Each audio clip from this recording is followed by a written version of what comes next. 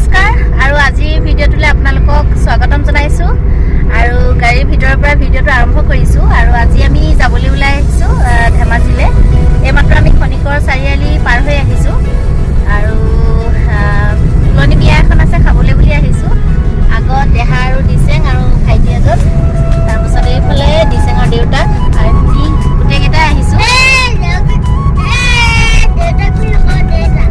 দেউতা দেউতাক বুলিয়ে কয় মানে তুমি দেউতা বুলি কোৱা যে সেইকাৰণে দিছেঙে মোক অকণমান শুধৰাই দিছে যি কি নহওক ভিডিঅ'টো আপোনালোকে শেষলৈকে চাব আৰু এতিয়ালৈকে যদি মোৰ চেনেলটো ছাবস্ক্ৰাইব কৰা নাই তেনেহ'লে প্লিজ ছাবস্ক্ৰাইব কৰিব আৰু কাষতে থকা বেল আইকনটো দবাব তেতিয়া মোৰ আহিবলগীয়া নটিফিকেশ্যনবিলাক আপোনালোকে পাই থাকিব তেনেহ'লে ব'লক এইমাত্ৰ আমি বগীবিলৰ ফালে সোমাই আহিছোঁ মেইন ৰাস্তাৰ পৰা আৰু ৰাস্তাটো চাওকচোন ইমানেই ধুনীয়া লাগিছে আৰু মই বগীবিলৰ ফালে বহুত দিনৰ পিছত আহিছোঁ মানে কেইবা বছৰৰ পাছত 2020 চনত তেনেকুৱাতে অহা 20 মানতে অহা আৰু ইমান ওচৰতে আছোঁ যদিও অহা হোৱা নাই দিছেং যিহেতু সৰু সেইকাৰণে মই য'তে ত'তে বৰকৈ গৈ নাথাকোঁ আৰু যিখিনি ঠাইত যাওঁ তেতিয়া মই ভিডিঅ' কৰি আপোনালোকক জনাওঁৱেই অমুকলৈ আহিছোঁ তমুকলৈ আহিছোঁ আৰু এতিয়া আমি বগীবিল ব্ৰিজ পামহি আৰু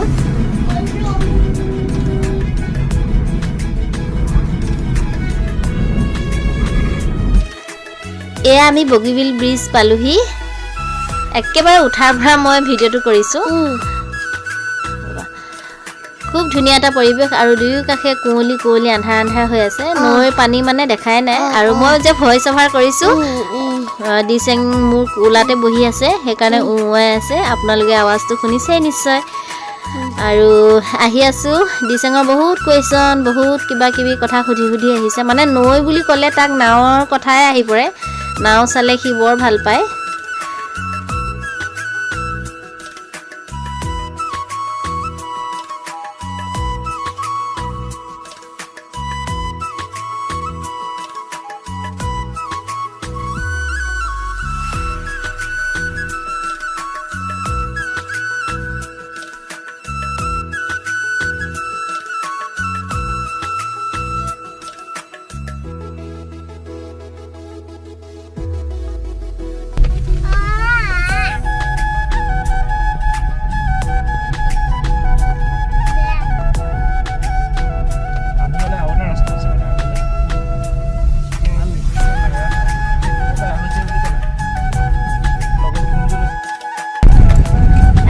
ধেমাজি টাউনৰ পৰা অলপ আহিছোঁ 100-200 মিটাৰমান আহিছোঁ নেকি ন বেছি হ'বলৈও কম নহ'ব আৰু এই ৰাস্তাৰে মই যে দেখালোঁ আপোনালোকক ৰাস্তাটো এই ৰাস্তাৰে আমি সোমাই আহিছোঁ হাবুঙলৈ বুলি আৰু ইয়াৰ ঘৰলৈ যাবলৈ অকণমান সময় আছে সেইকাৰণে ভাবিছোঁ আমি হাবুং একেবাৰে অহাই নাই দুটা কাম হৈ যাব এইফালে দিছেঙে খালে পপকৰ্ণ না দিছে পপকৰ্ণ এটা কিনি ল'লে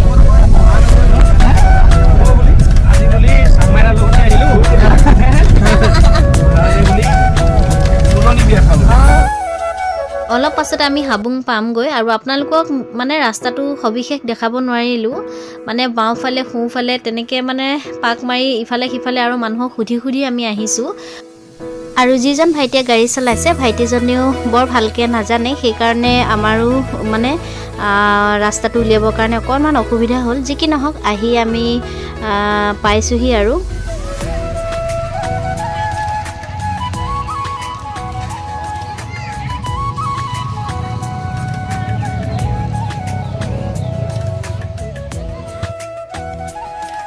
এতিয়া আমি ভিতৰলৈ সোমাই আহিছোঁ আৰু ধূপ চাকি বাহিৰতে লৈ ল'লোঁ অৱশ্যে আমি কেতিয়াও যে অহা নাই সেইকাৰণে ক'ত কেনেদৰে কি দিয়া হয় সেইটো বিষয়ে বৰ ভালকৈ জনা নাই আজি সেইকাৰণে ৰাস্তাৰ কাষতে যে এনেকৈ ধূপ চাকি বিক্ৰী কৰি আছিলে তাতে এগৰাকী বাইদেউক সুধিলোঁ তেওঁলোকে ক'লে যে আপোনালোকে প্ৰথম আহিছে সেইকাৰণে ধূপ চাকি এনেদৰে জ্বলাওক আৰু যেতিয়া আকৌ এদিন আহিব তেতিয়া আপোনালোকে প্ৰসাদ চসাদেই দিয়ে বা কি দিয়ে নিদিয়ে তাত ধুনীয়াকৈ লিখা আছে বুলি ক'লে সেইকাৰণে আমি ভাবিলোঁ যে এতিয়া যিহেতু আমি একো নাজানো সেইকাৰণে ভগৱানৰ ঠাইলৈ আহিছোঁ যিহেতু আমি ধূপ চাকি বা কিবা অৰিহণা এটা আগবঢ়াওঁ তেনেকৈ আমি সেৱা এভাগ কৰি যাম আৰু দিছেঙে হাতত সৰস্বতী মূৰ্তি এভাগ লৈ ল'লে লগে লগে সি লাগে বুলি ক'লে আৰু কেৰি বেগত ভৰাইও ল'লে আৰু আহি আছোঁ এতিয়া গোটেই তিনিওটা দেহা পিছত আৰু ভাইটিজনৰ সৈতে একেবাৰে চুটিকে ক'বলৈ গ'লে হাবুং হৈছে টাই আহোম ধৰ্মীয় ৰীতি নীতি আৰু পৰম্পৰাৰে পূজা অৰ্চনা কৰা অসমৰ এক অদ্বিতীয় উপাসনাস্থলী আৰু তাত খুব ধুনীয়াকৈ নিয়মাৱলীখিনিও লিখা আছে আৰু হাবুংনো কি বা ইয়াত কি কেনেদৰে পূজা অৰ্চনা কৰা হয় সেইখিনি গোটেইখিনি ধুনীয়াকৈ তেওঁলোকে লিখি ৰাখিছে আৰু তাত আপোনালোকে গ'লে নিশ্চয় সকলোখিনি গম পাব আৰু মই সেই নিয়মাৱলীখিনি পঢ়িলোঁ আৰু ময়ো বহুতখিনি কথা নজনাকৈ আছিলোঁ আৰু জানিলোঁ তাৰ কাৰণে বহুত বেছি ভাল লাগিলে।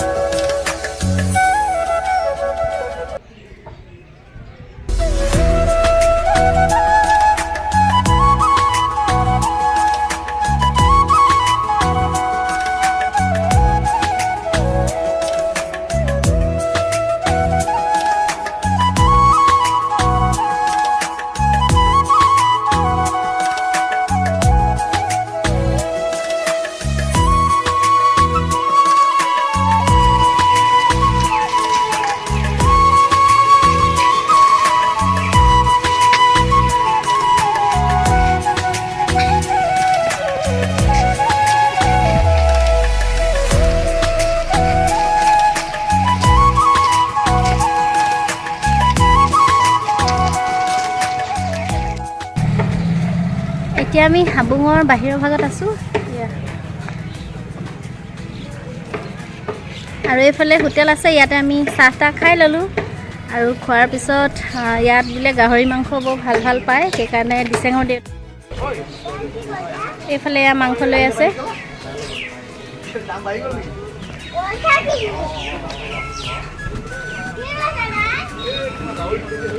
আৰু এইফালে এনেকৈ বজাৰ চজাৰ কিবা কিবি বস্তু আছে।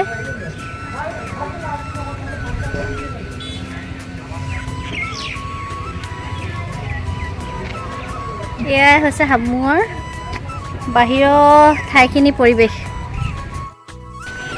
এইফালে দোকান দেখাই দিছোঁ দেই।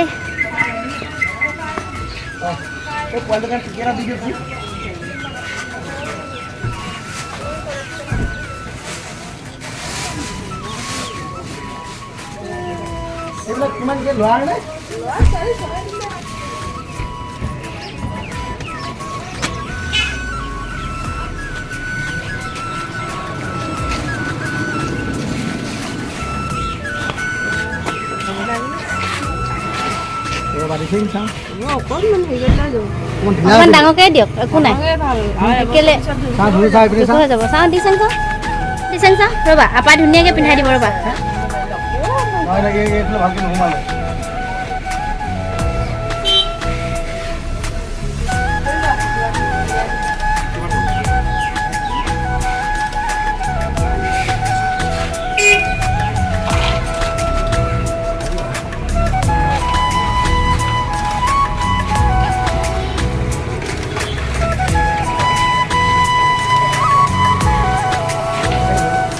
এইফালে চোৱা না, বেকা আছে অলপ চিধা কৰা। বাবা বহুত ধুনীয়া লাগিছে দেই, এইটো পিন্ধি ল'বা। অঁ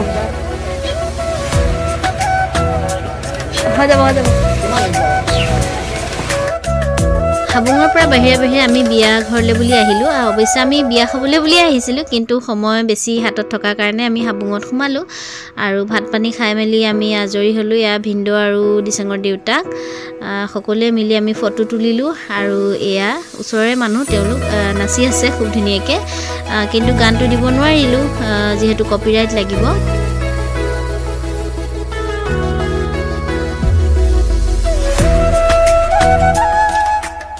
আৰু এইফালে কইনাৰ দেউতাক আৰু কাষতে মাক আছে, এয়া হৈছে কইনাৰ মাক। সেয়াই আৰু এনেকৈয়ে দিনটো পাৰ কৰিলোঁ, খুব ভাল লাগিলে। এইজনী আমাৰ বাইদেউ। এতিয়া আমি উভতি আহি আছোঁ। দিচেং শুই গ'ল। দেউতাকৰ জেকেটটোৱে মই তাক ধুনীয়াকৈ লুকুৱাই মেলি আনিছোঁ। অকণমান ঠাণ্ডাও হৈছে। অৱশ্যে তাৰ কাপোৰ লৈ যোৱা হৈছিলে, কিন্তু সি চুৱেটাৰ পিন্ধিবলৈ বৰ টান পায়। এতিয়া আমি ঘৰলৈ আহি আছোঁ।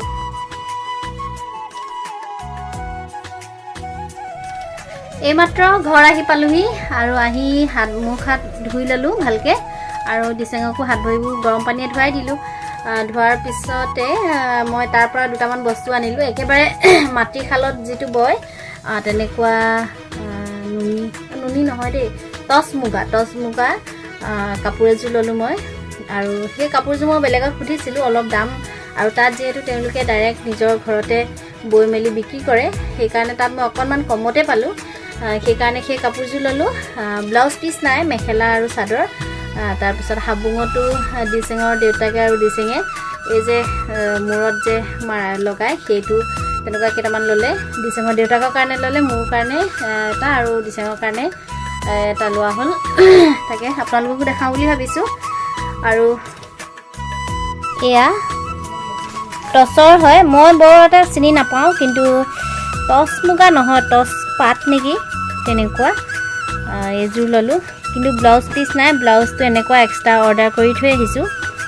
আৰু ব্লাউজ পিচটো মই কমতে পাইছোঁ বুলি ভাবিছোঁ। ইয়াত মানে মই দাম কৰি সুধিছিলোঁ, ইয়াত 1000-1200 তেনেকুৱা, তাত মই 600 টকাতে পালোঁ, সেইকাৰণে কৈ থৈ আহিলোঁ বহুত কমত। আৰু এইটো ল'লোঁ মই হাবুঙত। তাৰপিছত এয়া দিচেঙৰ দেউতাকৰ, সেয়াই লোৱা হ'ল। আৰু এটা বস্তু ল'লোঁ, এইটো এনেকুৱা ভাল লাগিলে সেইকাৰণে, আৰু দামটো একেবাৰে কমত পালোঁ দেই। আপোনালোকক দামটো মই এতিয়া কৈয়ে দিম। ইয়াত যেতিয়া গ্ৰন্থমেলাবিলাক আহে, অৱশ্যে তেওঁলোকে বেলেগৰ পৰা যেতিয়া কিনি আনে বস্তু এটা, তেতিয়া নিজৰ খৰচাটো ধৰি মেলি যথেষ্ট মানে খৰচা থাকে ন, সেইকাৰণে তেওঁলোকে কিবা হিচাপত এটা লয়, আৰু সেইটো মই নকওঁ যে দাম হৈছে সস্তা হৈছে। এইটো আমি আপোনালোকে অনুমান কৰকচোন কিমানত ল'লোঁ। এইটো আমি 300 মানতে পাই গ'লোঁ। 300। তেনেহ'লে আজিৰ ভিডিঅ'টো ইমানতে সামৰিছোঁ, আৰু অন্য এটা ভিডিঅ'ত লগ পাম। আজিলৈ আহিছোঁ, বাই বাই। দিচেং কোৱা, কৈ দিয়া আজিৰ কাৰণে বাই বাই, কৈ দিয়া আজিৰ কাৰণে বাই বাই, কাইলৈ লগ পাম। তেনেহ'লে গুড নাইট।